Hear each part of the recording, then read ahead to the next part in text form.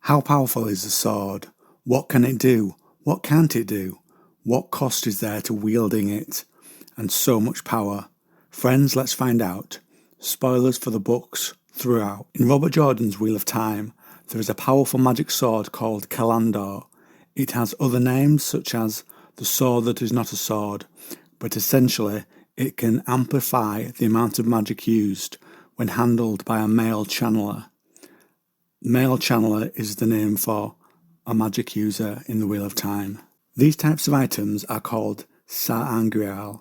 They allow male or female channelers to use a lot more of the one power than they could otherwise.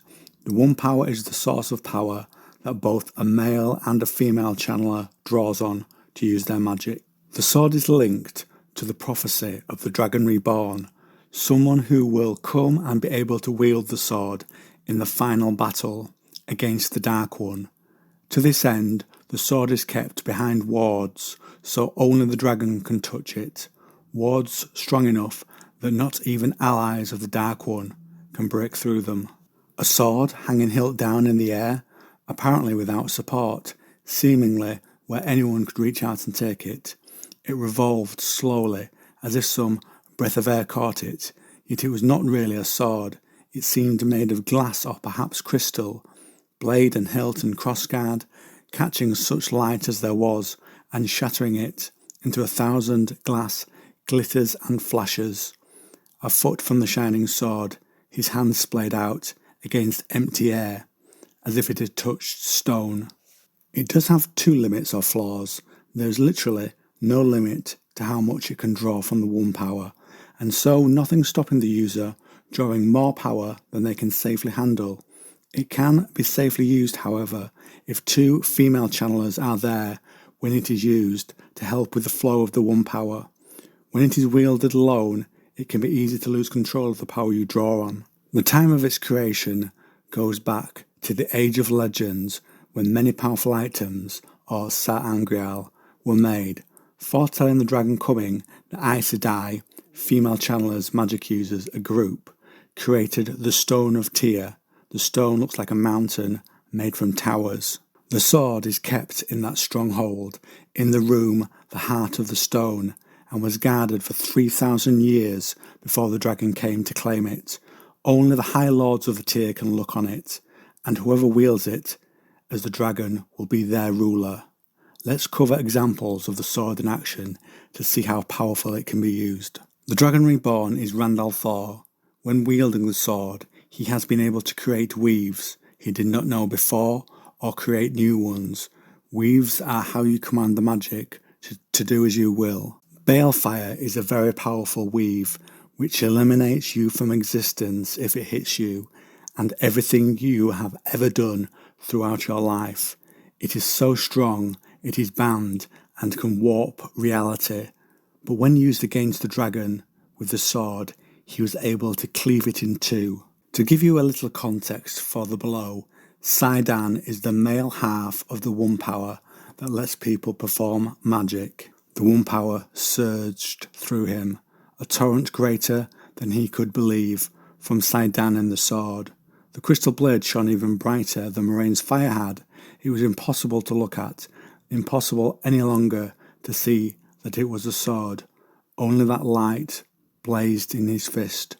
To channel this much of the power, he must dance on that sharpness, as if he had danced the forms of the sword. A blazing shaft, like the one Moraine had made, shot out of the shadows among the columns, straight towards his chest. His wrist twisted the sword instinctively. It was instinct as much as anything else that made him lose flows from Sul'dam into Callandor, a flood of power that made the sword blaze brighter than even that bar streaking at him. The shaft of light struck the blade of Callandor and parted on its edge, forking to stream past either side. He felt his coat singe from its near passage, smelled the wool beginning to burn. Behind him, the two prongs of frozen fire, of liquid light, struck redstone columns where they struck. Stone ceased to exist, and the burning bars bored through to other columns, severing those instantaneously as well. The heart of the stone rumbled as columns fell and shattered in clouds of dust, sprays of stone fragments.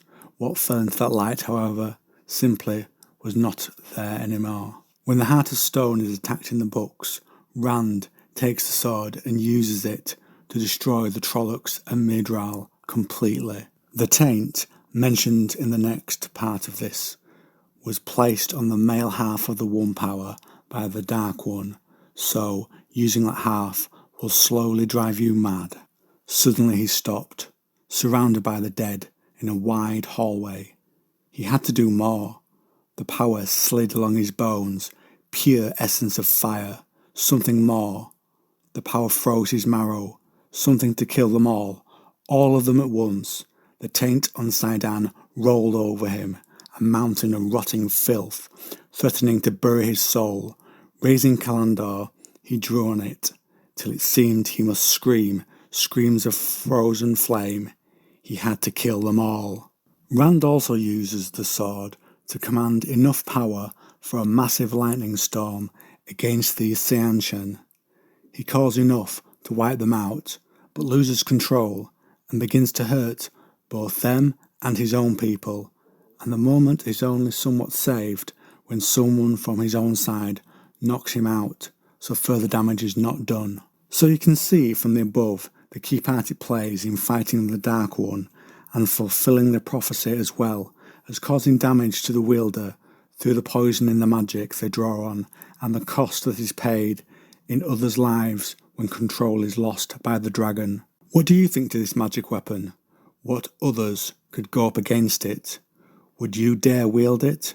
Comment below, friends. Thank you for checking out my video. Please like, subscribe and hit the bell for all notifications.